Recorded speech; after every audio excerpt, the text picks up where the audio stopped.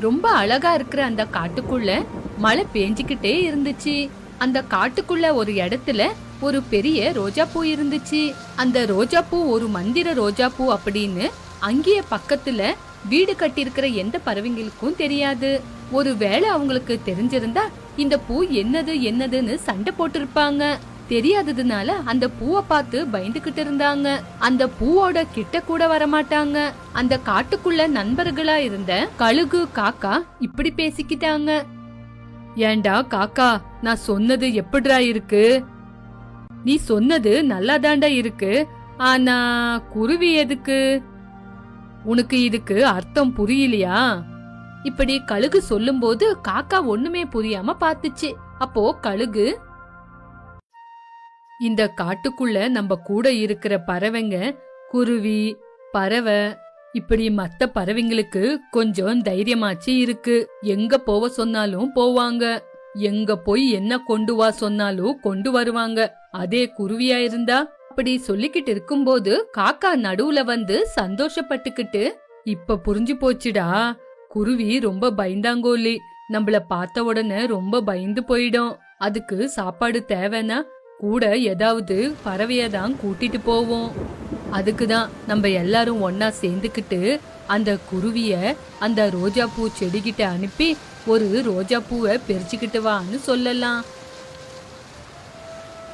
அப்படி சொன்ன உடனே காக்கா சந்தேகமா மூஞ்ச வச்சுக்கிட்டு, கொண்டு வான்னு நம்ம சொல்லலாம், ஆனா எதுக்காக நான் கொண்டு வரணும்னு குருவி நம்மள கேட்டா அப்போ நம்ம என்ன செய்யலாம்? அது கூட உண்மைதான்டா, எது சொன்னாலும் நம்புற மாதிரி சொல்லணும். அப்பதான் குருவி கூட நம்ம பேச்ச கேட்கும்.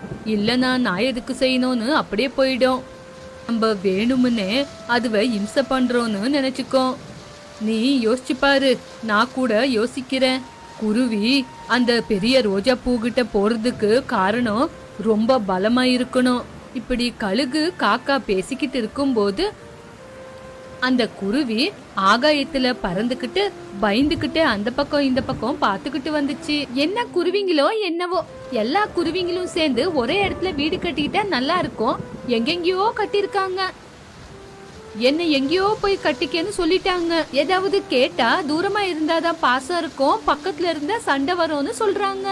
எனக்குள்ள இருக்கிற பயத்தை போக்குறதுக்காக எங்கேயோ இருக்கிற நானு எங்கேயோ இருக்கிற பறவை வீட்டுக்கு போய்கிட்டு இருக்கேன். இப்படி யோசிச்சுக்கிட்டே போய்கிட்டு இருக்கும்போது குருவியோட மனசாட்சி முன்னாடி வந்து நின்னுச்சு. வந்துட்டியா? வராம எப்படி இருப்பேன்னு சொல்லு. இப்போ சும்மா டைம் வேஸ்ட் பண்ணாத. எதுக்காக நீ வந்திருக்கியோ அத பத்தி சொல்லிட்டு போ. நான் சொன்னா மட்டும் நீ என்னோட பேச்சு கேக்குறியா இல்லதானே? எனக்கு இருக்கிற பயத்தை எல்லாரும் முன்னாடியும் சொல்லி அவங்க கிட்ட இருந்து உதவிய கேட்க சொல்றியா? நான் இருக்கிற கதையை தானே சொல்றேன், இல்லாத கதைய ஒன்னும் சொல்லலையே. இல்லாத கதைய சொல்ற மாதிரி சொல்ற. இப்ப உனக்கு புரிய வைக்கிற விஷயம் என்னன்னா, நம்மளுக்கு இருக்கிற கதைய நம்மளே வெளிய சொல்லிக்கிட்டு நம்மளே இலக்காரமா பண்ணக்கூடாது. சொல்லலனா ஒரு நாள் இல்லனா ஒரு நாள் அந்த காரணத்தினாலேயே உன்னோட உயிரை விடுற மாதிரி இருக்கும். அத நீ யோசி. சரி, அத பத்தி நான் யோசிக்கிறேன். முதல்ல நீ எனக்குள்ள வா. நான் பறவை வீட்டுக்கிட்ட வந்துட்டேன். வரேன் இரு. அப்படி சொல்லி குருவி குருவியோட உள்ளேயே போயிடுச்சு. குருவி பறவையோட வீட்டுக்கு வந்துச்சு. என்னடி பறவை, இருக்கியா வீட்ல? வந்துட்டியாடி? உன்னை பத்தி தான் யோசிச்சுக்கிட்டு இருந்தேன்.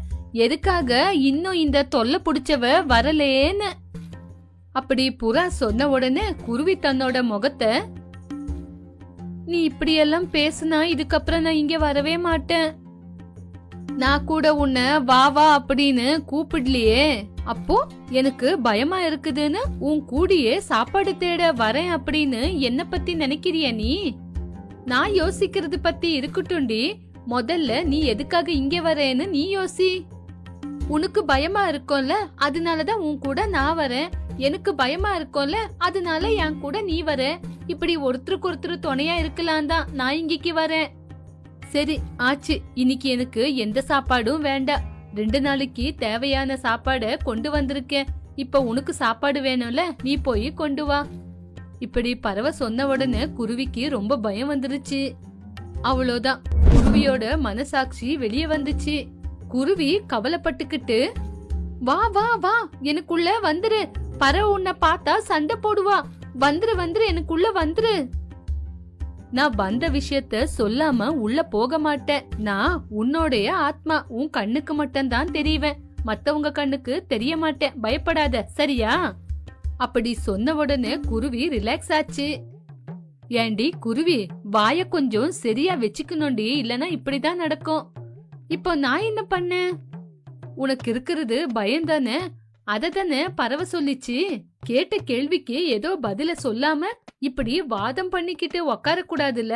இப்ப பாத்தியா, பறவை வரமாட்டேன்னு அடம் பிடிக்குது. இப்ப என்ன பண்ணுவ?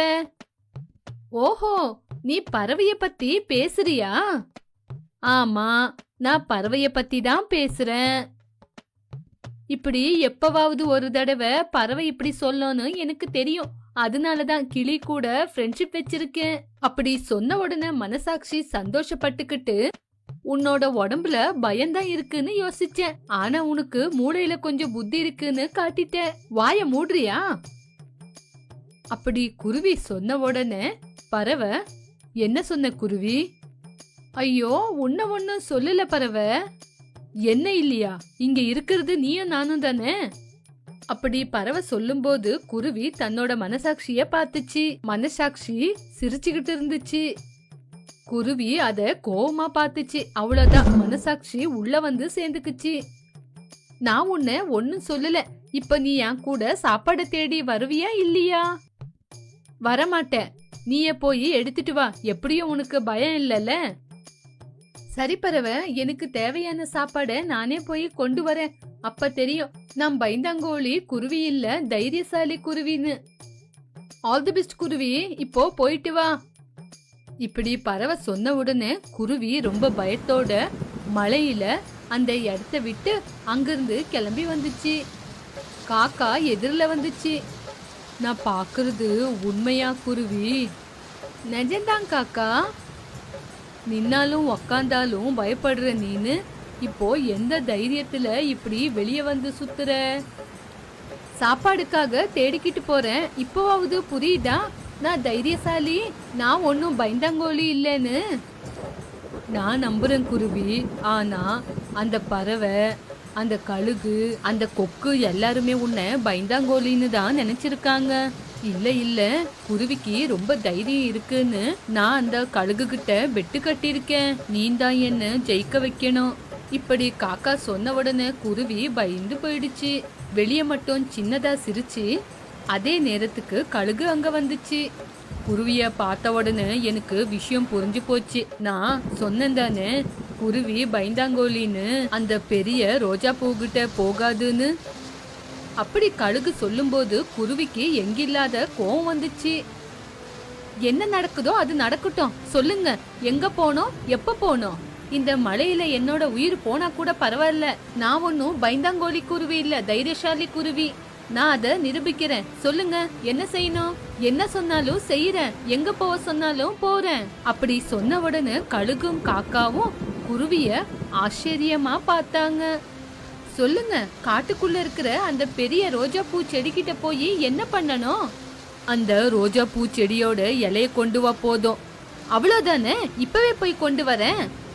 இப்படி கோவமா குருவி அங்கிருந்து கிளம்பி போய் அந்த ரோஜா பூ செடிகிட்ட போச்சு. அந்த ரோஜா பூ செடிகிட்ட போக போக குருவியோட பயம் அதிகமாச்சு. மனசுக்குள்ள ரொம்ப பயந்துகிட்டு அந்த ரோஜா பூ செடிகிட்ட வந்துச்சு. நீ மாயமா மந்திரமானு எனக்கு தெரியாது, ஆனாலும் உன்னோட ரோஜா பூச்செடியில இருந்து ஒரு இலைய பறிச்சுக்கிறேன் அப்படின்னு சொல்லிச்சு. அவ்வளவுதான், அந்த பெரிய ரோஜா பூ ஒரு வீடாவே மாறி போச்சு. சீக்கிரமா வீட்டுக்குள்ள வந்துரு, பெரிய மழை வந்து இங்க இருக்கிற வீடையெல்லாம் அடிச்சுக்கிட்டு போயிடும். சீக்கிரமா உள்ளவா, இப்ப ஜோரா மழை வரப்போகுது. அப்படி சொன்ன உடனே குருவி பயந்துகிட்டே, நான் என்னோட நண்பர்களை கூட காப்பாத்தணும். நான் நல்லா இருந்துகிட்டு அவங்கள சாகடிச்ச நல்லா இருக்குதா, அவங்களையும் காப்பாத்தணும். கண்டிப்பா பிரச்சனைய புரிஞ்சுக்கிட்டு அவங்க கூட உன்னை தேடிக்கிட்டே வருவாங்க. அப்படி சொன்ன உடனே குருவி வீட்டுக்குள்ள வந்துச்சு. அப்போ மழை தண்ணி காட்டையே முழுங்கிக்கிட்டு வந்துச்சு. நிலைமைய புரிஞ்சுக்கிட்டு எல்லா பறவைங்களும் ரோஜா பூ வீட்டுக்கு வந்துச்சு. எல்லாருமே சந்தோஷப்பட்டாங்க. இப்படி எல்லா பறவைங்களும் குருவிய கிண்டல் பண்ணாம சந்தோஷமா இருந்தாங்க.